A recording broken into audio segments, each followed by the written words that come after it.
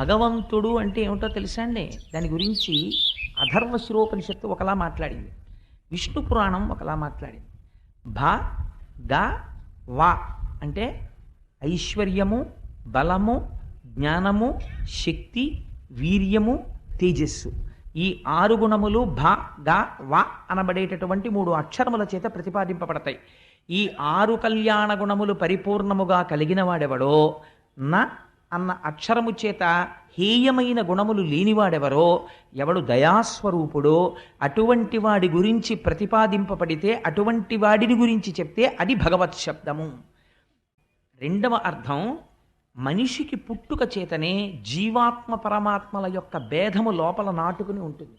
నేనెంతటి వాడినండి, ఈశ్వరుడు చాలా ఉత్కృష్టుడు అన్న మాట అనడానికి ప్రత్యేకమైనటువంటి ఆ మాట అనడం కూడా చాలా గొప్ప. అంత తేలిగ్గా భగవంతుడి యొక్క గొప్పతనాన్ని అంగీకరించలేడు.